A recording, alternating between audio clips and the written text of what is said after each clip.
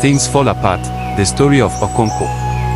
In the heart of Umuofia, a proud village in pre-colonial Nigeria, lived a man whose name echoed like a drumbeat through the forest and farmlands, Okonkwo. He was a warrior, a wrestler, and above all, a man who feared failure more than death itself. Okonkwo had carved his path with calloused hands and an iron will. Unlike his father, Onoka, who was gentle, musical, and constantly in debt, Okonkwo rose to fame by crushing the strongest wrestler in the region at just 18. The people praised him, the earth rewarded him with abundant yams, and the elders nodded in approval. But beneath his hardened shell was a man running from a ghost, the shame of his father's weakness.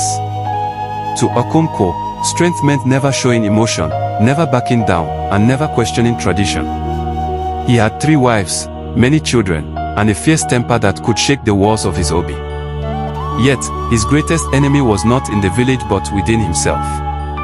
One day, fate tested him. A boy named Okonkwo was brought to Umuofia as compensation from a neighboring village to avoid war. The boy stayed with Okonkwo's family and, over time, called him father. For 3 years, Okonkwo brought laughter to the compound and grew close to Okonkwo's son, Nwoi, who began to act like the kind of man Okonkwo respected. Then came the oracle's message: Okonkwo must die. Okonkwo was advised not to take part in the boy's death, but he feared being seen as weak. When the moment came, as the boy ran toward him for help, Okonkwo raised his machete and struck the final blow. He silenced the voice inside him that begged him to stop, and something inside him broke. Nwoi, witnessing the betrayal, began to drift from his father and later embraced a new faith brought by strange white men who spoke of peace, love, and one God. Okonkwo, furious, could not understand how a son of his could abandon the gods of their ancestors. As the missionaries settled, they didn't just build churches, they chipped away at the very soul of Umuofia. Elders lost their authority, families divided, and the clan's unity began to crack. Okonkwo returned from a 7-year exile, his punishment for accidentally killing a clansman, only to find a village that no longer knew how to fight. He rallied the elders. He spoke of war. He wanted to drive the colonizers out. But the fire that once burned in Umuofia now flickered with fear and doubt. Then came the final insult. After a meeting with the British District Commissioner turned into a trap, the clan's leaders were imprisoned and humiliated. When they were released, Okonkwo expected vengeance. He expected Umuofia to rise. At the next village gathering, he took a bold step.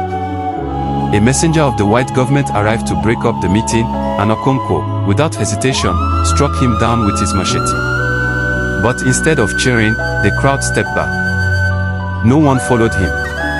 In that moment, Okonkwo saw what he had feared all along, not weakness in others, but the death of everything he had lived for.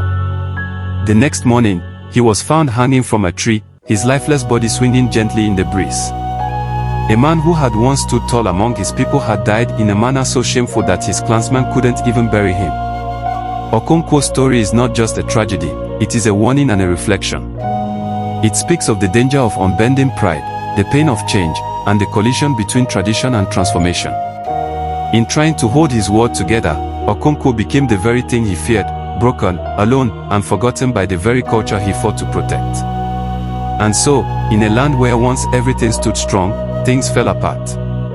Like, comment, share, follow my page and subscribe to my YouTube channel for more interesting stories.